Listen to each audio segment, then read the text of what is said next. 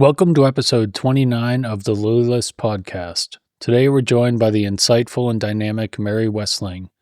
In this engaging conversation, Mary takes us on a journey through her life, from her upbringing in a large Irish Catholic family in Cleveland to her impactful work in journalism and social advocacy. Get ready to hear about her early experiences shaping her empathetic and outspoken nature, the pivotal moments that defined her career and personal life, and her ongoing passion for connecting with people and making a difference. As always, visit LilyList.com for more information on the podcast and platform.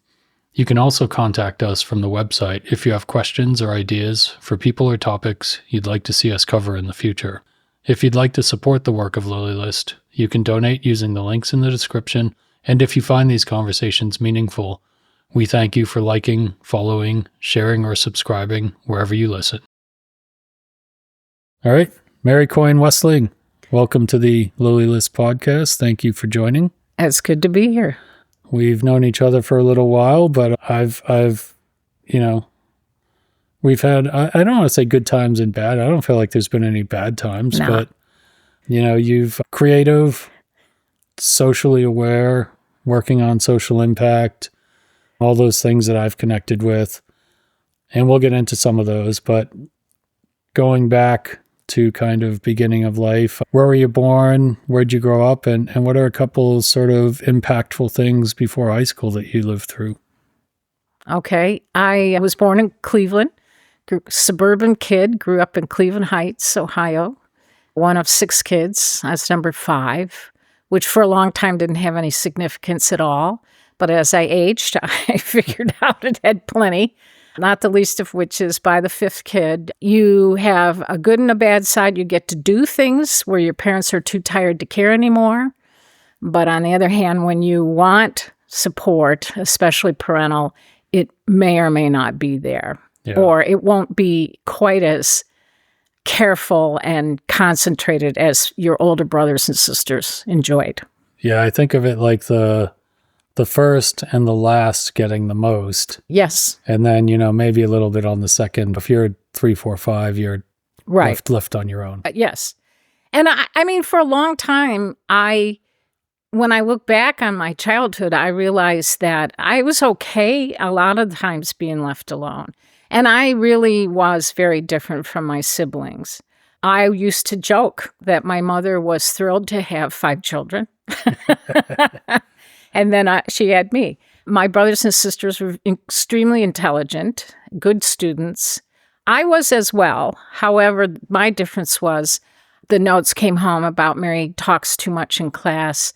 Mary does this. I grew up in a Irish Catholic family, went to Catholic school for 16 years. So the influence of that was there. And what was sort of ingrained in me about who I was from my parents and from adults was, at times I was a huge embarrassment. And other times I was on the verge of probably really being a bad person. Something inside of me always felt like they were wrong. And I'm grateful for that. I don't know what that is. I don't know if you call it self-instinct. But when my mother would want me to be quiet, I got louder. And I have verified how I felt about that with 2 of my siblings, who are also the middle children. Yeah. And we came to find out years later, because we weren't really allowed to talk to each other and really share things when we were younger. I don't know how my mother managed to do that, but we didn't really share a lot. And it wasn't until I was much older that I found out that my mother didn't really like them much better than she liked me. And, I say that now, and I just have to quickly say that my mom was a good person. She had 6 children in 7.5 years. Yeah. So we were all piled on top of each other. So when I look back on that, and with therapy, I've come to realize she did try to do her best. But when you have a child who you think is sort of out there, you don't have the patience for it. And especially if you have 4 others in front of her who are just glowing and doing everything you want, then that person becomes a disappointment. but impactful, I think it's the odd thing for me, and it's remained throughout my life.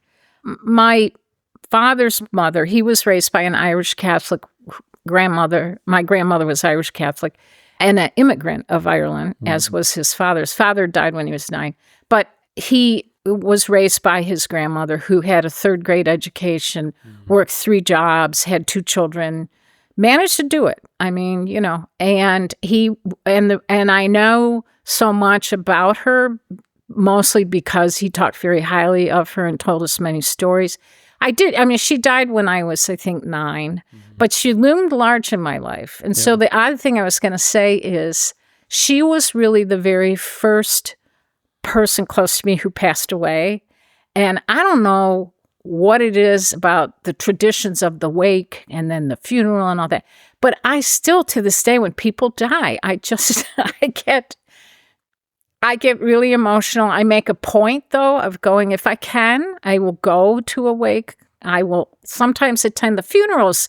Less important for me because I don't really want to hear somebody up on an altar or in front of a room talking about the person they didn't even know. I find that annoying. But I think the wake is where you can really get, the real stories about who these people are and the kind of life they had and who is going to miss them, but who also isn't going to miss them. So I find that drama to be interesting. If it is someone I respect, and I've gone to plenty of those, I make a point of telling their loved ones what that person meant to me or to my children, and I think that's important. I just think it's important to tell people. And that's not to say I might not have already told the person who passed away. Yeah. I'm a big believer, tell people what you think. Yeah. And especially if it's good, reinforce that. If they've done something kind, remind them of that. Even if it was a long time ago and you haven't seen them do anything since, it really can make a huge difference on how they feel about themselves. Do you feel like, listening to how you grew up and so the relationships you as one of the middle children had, do you feel like that experience bred a higher level of empathy, or do you feel like because you didn't get it, you want to share it, or maybe it's a mix of the two, right? I'm wondering how much of it is like empathizing with people going through it and how much of it is just like, I want to make sure I share because nobody ever shared with me. So I think what happened is when I wasn't getting it in my home, I went and found it in other places. Okay. I've had lots of mothers. I've had a few dads. Yeah. I've had older brothers and sisters, So I think the empathy is that I found it, and still do, easy to relate to people who aren't related to me. Yep. And that's why I became a journalist, because I'm not afraid to talk to people. And I actually, most of the time, do want to know about their life, and I want to know about their details. And I've had people say, like at dinner parties or something, I'll sit next to them and they're like, man, you ask a lot of questions. Yeah. But I'm never embarrassed by that. I don't feel like that's a bad thing. I think sitting next to a person and never saying a word to them is a wasted opportunity. Yeah.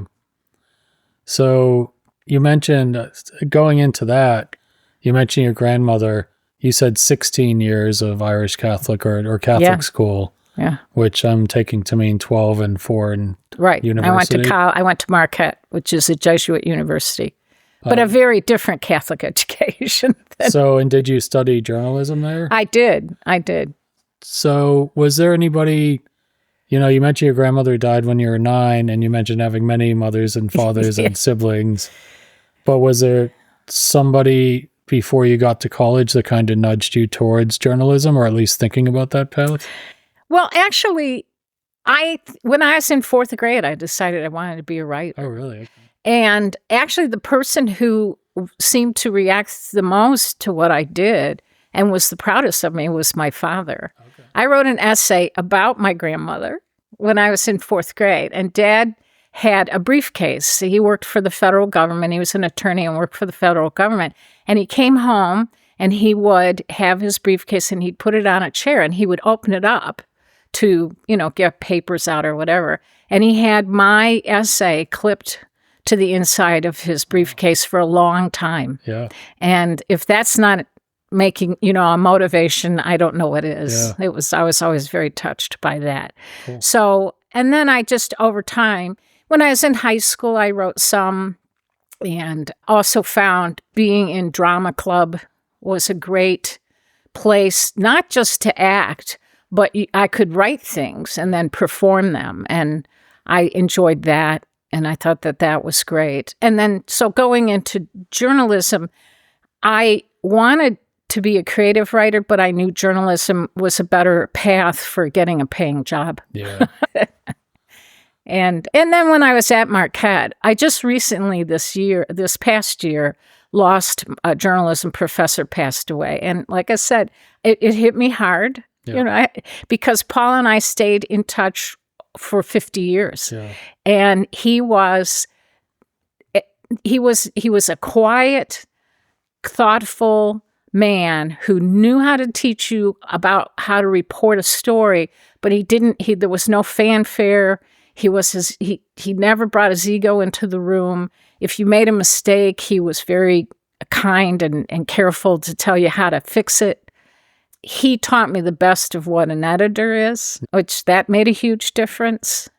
And the movies, they exaggerate all that. Yeah. I mean, they always have the editor screaming and yelling and the reporter running around and looking harassed. And that's truly not the way it works. I mean, in most newsrooms, when they were existing, it's a pretty calm. People Any do their business job. that functioned like that day in and day out wouldn't last very long. No, So, yeah. no. But I did learn, not just from journalism, but from every job I've ever had, the people who yell and criticize and watch you like a hawk, and they're never the people who make me want to do better. They're always the people who want me to just say, oh, screw you, I'm done. Most of those people, in my experience, don't care if you do better for yourself. They want you to do better for them.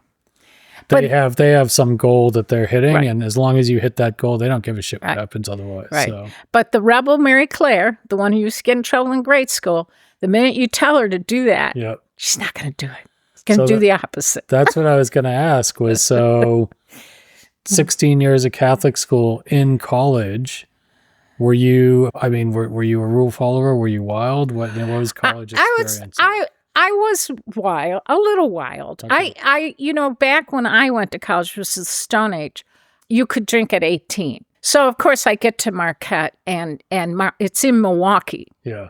And there are literally 7 bars within walking distance of the campus. All serving beer and cheese. And so, I went a little crazy. And I also had one semester, I was getting a little too far down the let's drink every night kind of thing. Yeah. And so my junior year, I took the whole first semester and didn't drink at all. Oh, cool. And which is hard to do in that atmosphere, And there were other rules I had not to go to the real deep side of that. I wouldn't, I'd get my homework done, I would get my studies done, and then go out and drink and stuff like that. So, and every time I went out, it wasn't always, I had to be totally drunk. But I admit, I could also drink. I found out I was a good drinker. And I could drink several guys under the table, which then that became almost legendary. And I played better pool when I drank. Don't tell me why. I don't know, but I did. So it makes me think, speaking of drinking and pool and going to college for journalism, what was the biggest thing that you learned from your college experience? And when you look back, maybe it was your journalism degree, maybe it was how much you could drink, but given 4 years of school and then going out into your adult life, I mean, what was the number one thing you would say you learned from that experience overall? Well, I think the number one thing I learned happened my first week as a freshman at Marquette and carried it all through 4 years. Mm-hmm. I was in such a restrictive educational environment up until then. Yep. And so what I learned when I got to college is I could express my opinion, and there was not the negative consequences. Yeah. And I ran with that. Yeah. I thought that was the most incredible experience of my life, was that I could disagree with a professor and I wasn't being called down to the dean's office to explain myself. So that really compelled me. And it really endeared Marquette to me. I mean, I don't have any money to give them, but I feel like those 4 years gave me more confidence in who I am as a human being. And I did some volunteer work, and I would go to mass and stuff like that. And the friends that I made there were some of probably the best people I've ever met in my life. It's amazing. One of the things I like about these conversations with people I know is that I've known you for at least 15 years now. And I just learned something that you figured out in your first week of college that I can still see in you today. 40 years after college, something like that. Yeah, so almost 50. But I mean, that's very insightful. So, okay. So you go through there, you learn that you can spout off as you please and not worry about it. You come out. What does that transition now? You're in your 20s. Right. What does adult life start to look like for you? Yeah. Well, adult life, I'm not going to lie. I can't tell you it was real hard or anything. I got a job. I moved to Washington, D.C. and lived with my aunt and uncle and their children for about 7 months. And that in itself was extraordinary. My uncle was the editor of the United Auto Workers newsletter, which at the time had the largest circulation of any newsletter in the country. Okay. Tens of thousands of people got that newsletter. And my aunt worked on Capitol Hill, and she eventually went back to college at the age of 50 to become a lawyer. Mm-hmm. And I arrived on the scene right around the time she was trying to pass the bar. Oh, wow. And I moved in, and I sort of became the chief cook and bottle washer. The kids were already in middle school, her younger children. So I was a chauffeur, and I made dinner, and I took care of that. At the same time, went out and tried to find journalism jobs. Yeah. But I'll tell you, my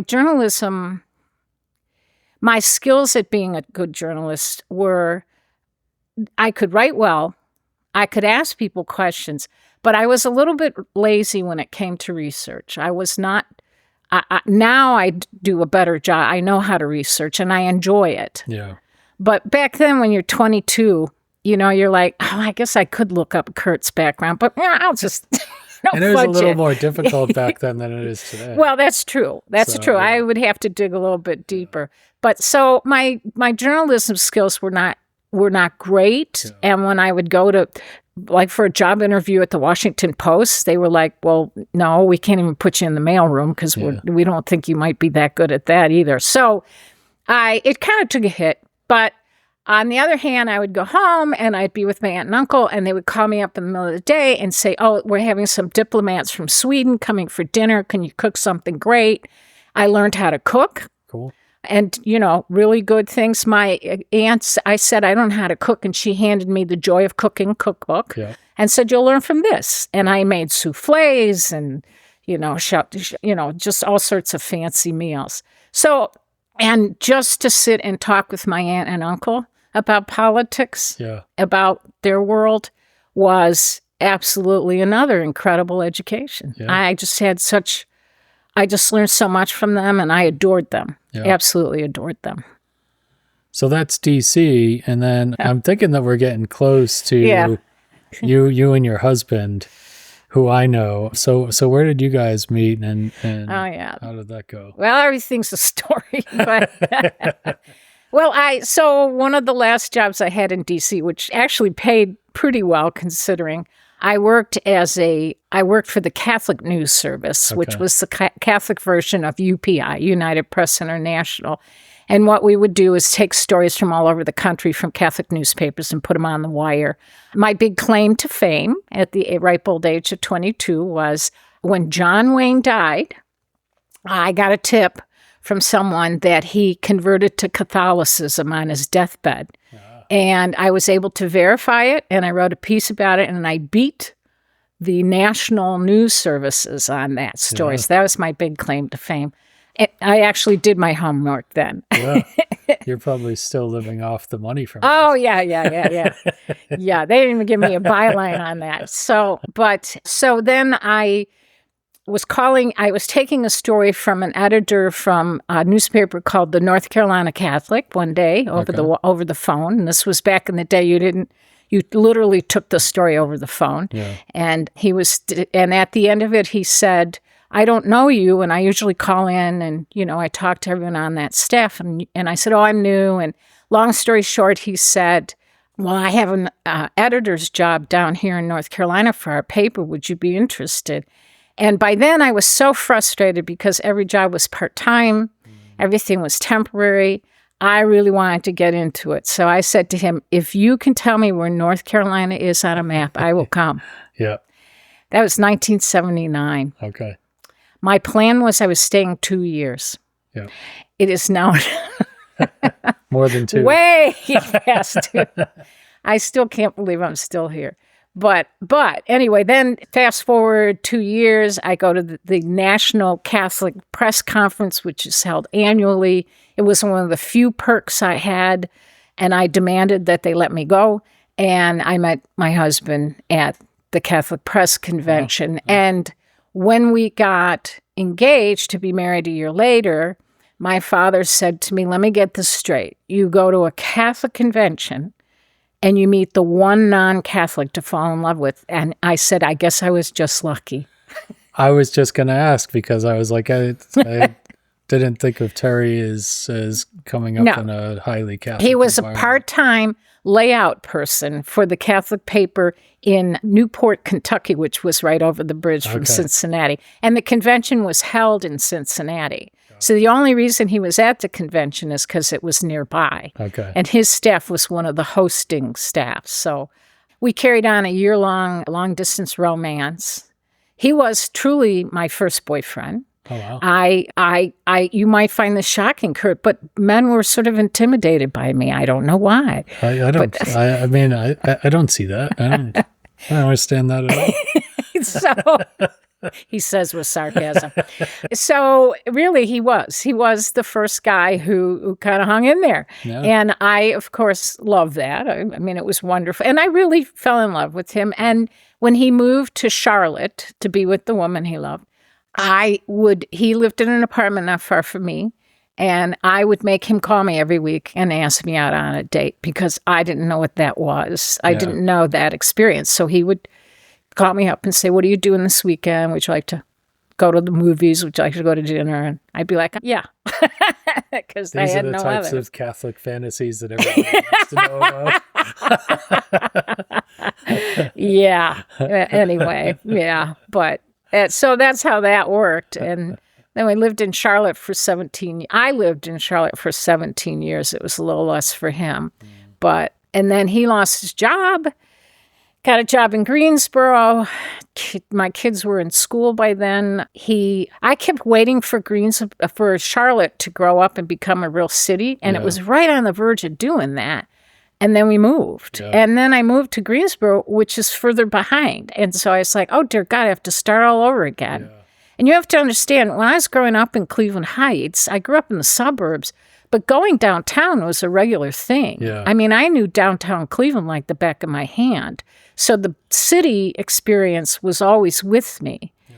And going to sleepy southern towns like Charlotte in 1979 and Greensboro, it was, people are like, oh, don't you just love it down there? And I was like, no, I don't, not really. That's me, and I'm a city girl, and I liked, when I go to an Italian restaurant, I want it to be a real Italian restaurant, and I don't want it owned by a Greek, because all the restaurants in Charlotte for a long time were owned by Greeks. And I have nothing against Greeks owning restaurants, but my thought was, but if you're Greek, why not just have a Greek restaurant? Yeah.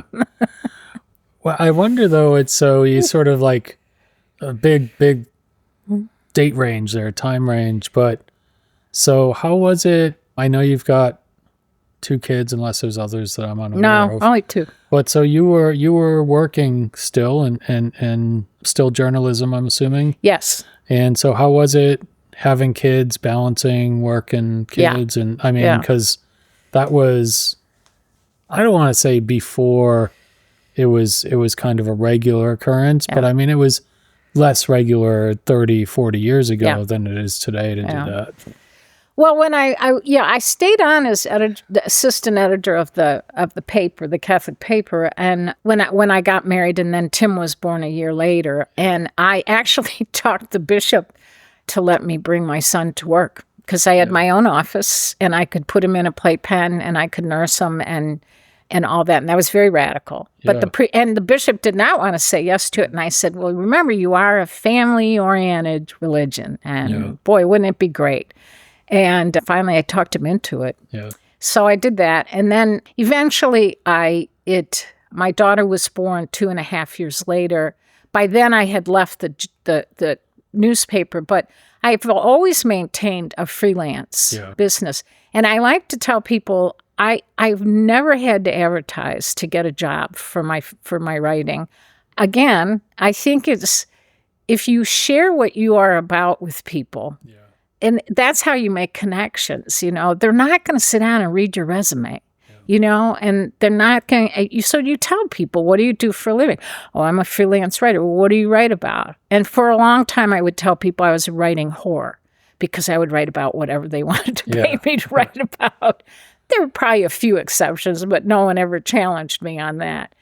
So that's how I've done it, and that's how I did it. And so I could work from home when the kids were young, and I was a stay-at-home mom for 12 years, and then we moved here, and Terry lost his job about a year after we got here, and so I went and worked part-time as a communications assistant at Rockingham Community College, and so that was a whole new experience for me, working up there, and my job was essentially to interview people that went to school there, interview the administrators, do all these stories. I really liked it.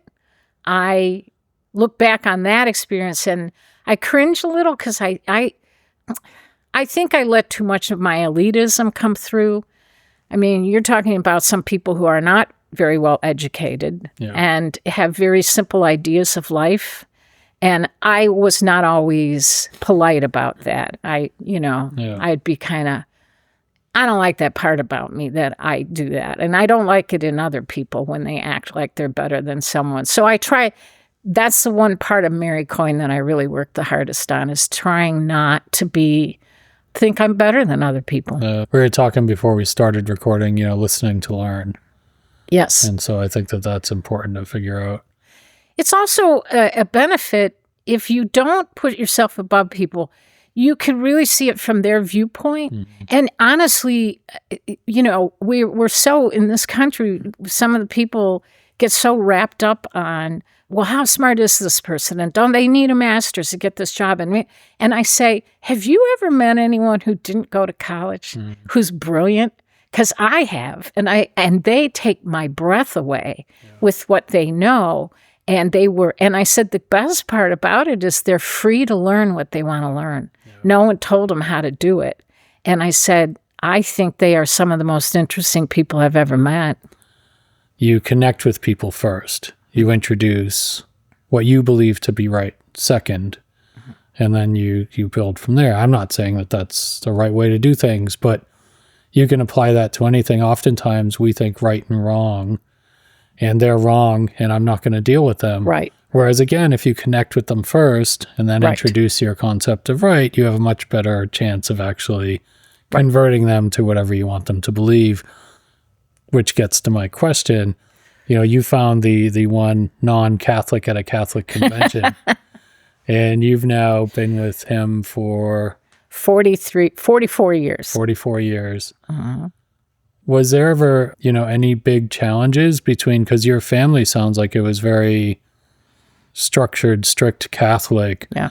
I don't know what Terry's family is. I've never had a conversation, but was there ever any big challenges that came out of that difference? I don't think so, but that also plays to where Terry and I personally felt, how we felt about our religion. Yeah. I felt that from the time I was young, there was a lot about being Catholic that I didn't like, but mostly I just didn't like the Mass. I didn't like how long it lasted. I didn't like the up and the down and the kneeling and the standing. And I was dragged to it every week. I mean, I didn't have a choice for the longest time about that. So but then as I grew older, and certainly working for the Catholic paper, I didn't just talk to good Catholics who, towed the line. I talked to radical Catholics. Yeah. And that part was absolutely wonderful. I mean, I learned about Dorothy Day, and I learned about, Daniel Berrigan, and I learned about these radical Catholic people who, and I say radical, and what's so interesting about it is they're the ones who came closer to being Jesus Christ than a lot of other people who were very pious and very, and I found inspiration in meeting them. I found inspiration in reading them, and so my view of my religion changed over time, and I realized I can embrace the essence of the gospel message, which is Jesus saying, love one another, I can embrace that. I don't have to go through all the rituals. And then add to that, I left the church because I stopped practicing, as they would say in our religion. You never leave. You just stop practicing. And because the patriarchy was just getting too ridiculous. And so I tell the story, and for me, it was the pivotal moment. I was in Mass here in Greensboro in a church, and the priest from the pulpit said that he felt that the priest scandal, meaning the growing number of children that were molested by priests and other men, and other women, he felt the church had apologized too much for that. And at that moment, I was working with abused and neglected teenagers in foster care. And I knew many personal stories of abuse, and I was absolutely stunned and overwhelmed with anger. And I would have liked to have told that priest the best thing that ever happened to you that day was me getting up and walking out and not coming back. Yeah.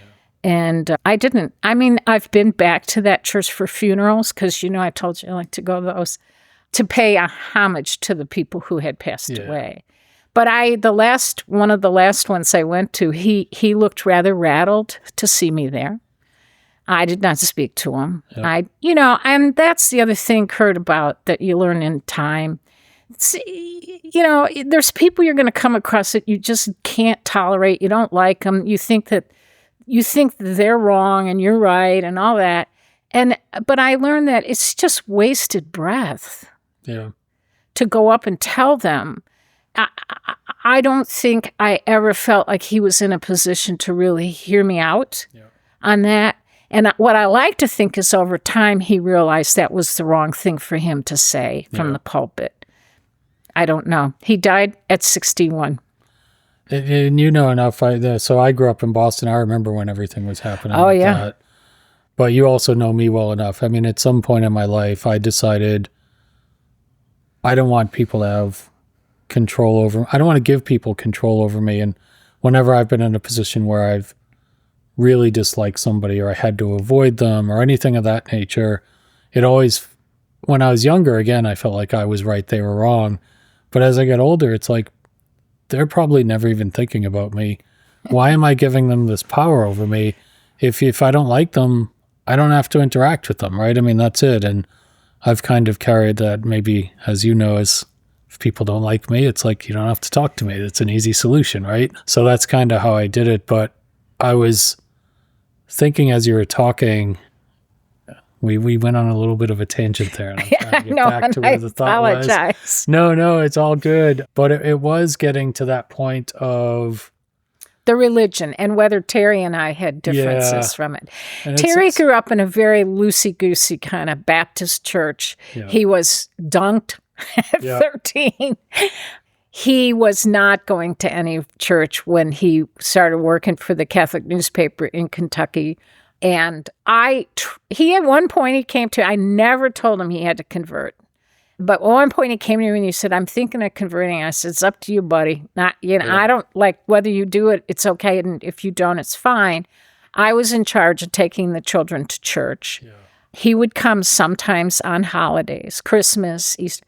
And I asked him not to come anymore because he would literally sit in the pew and goof around with the children. And I had 3 damn kids with me instead of 2. And I said, you can't, just don't come. Just stay home. And I just didn't let... He is a very kind, compassionate person. He is a incredible... He's actually my number one inspiration for someone who didn't go the whole educational route, to get... He taught himself all about computers. Yeah. And he did take graphic design classes from a community college, but when it came to the computer graphics and the e-commerce and all the things he built a career on, it was all him. He did it all himself. And that, to me, is astounding. I find that he's not one to brag about all that. And I just think there's a lot about him that I look at and say, that's the goodness that I want around me. Yeah. That's the person that I want. He's also he's my go-to person.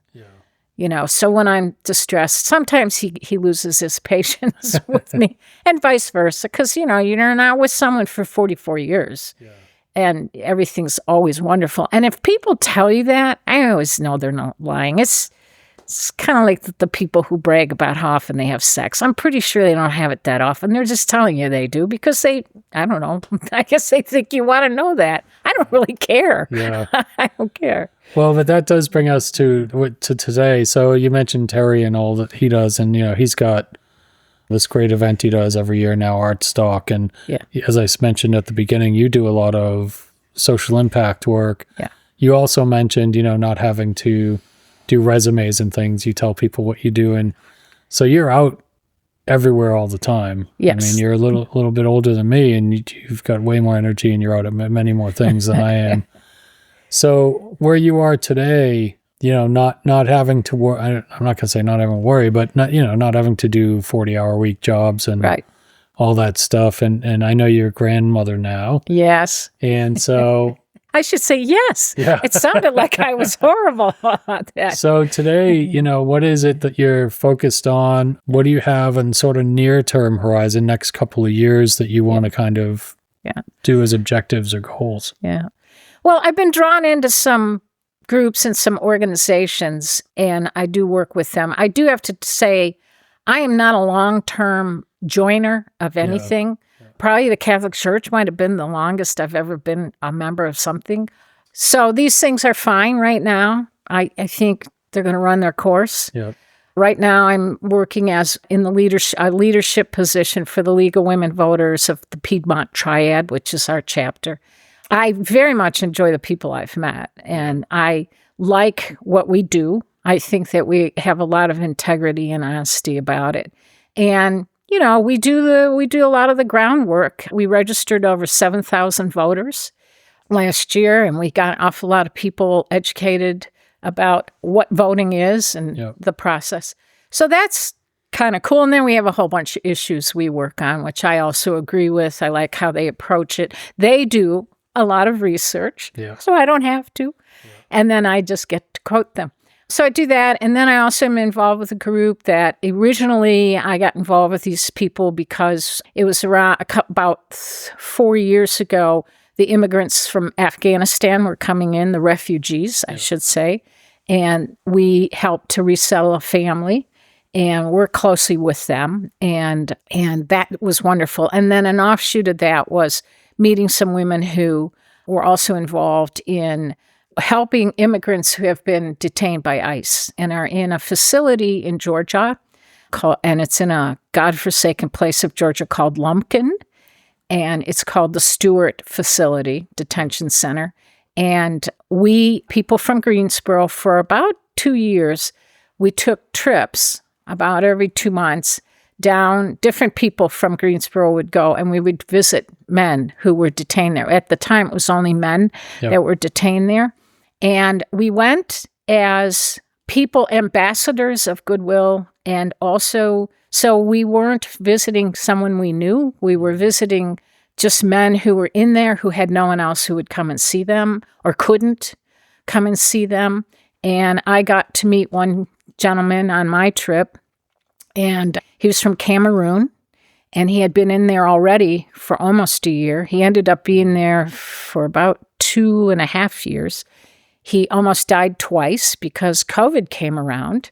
And people don't know that in those detention centers, they do the bare minimum of taking care of people's health. So he almost died. He is out now. He lives in Maryland. He's doing great. We stay in touch. He's an amazing... I'm telling you, my theme, Kurt, is that I meet incredible people. Yeah. I do. And I'm so glad that I appreciate that they are incredible. Yeah. Because I think everyone who tells you life is boring, I don't get, I think they are just, I don't know what they're doing, but they are not paying attention to what crosses their path and who comes into their life. And you don't have to do a lot to meet someone whose story can be either inspirational or even if it's horrific, if it brings something up in you that makes you want to do more. I think that's what we call living. I think. Yeah. I'm not sure, but I think that is what we're supposed to call living. I think that the whole point of this is capturing stories, but I've met people that, judging books by covers, look like some of the most boring people you've ever met. And when you sit down and you talk with somebody for an hour, you find out they've had just as much of a unique and novel journey as anybody else. Right. It's just that you've got to actually talk to them to actually get to it. Right. But getting to that, and you mentioning, how grateful you were just to meet these people. Yeah. And one of the things we think about here is legacy beyond financial. Do you spend much time thinking about, let's just say you stay extraordinarily healthy and live another 40 years. At some point, we know that there's an end, whether it comes in 4 days or 4 years. Right. Do you think about, particularly now with the grandchild, is there a specific message or experience or something with regard to legacy that you kind of want people to think about when they think about you? Yeah.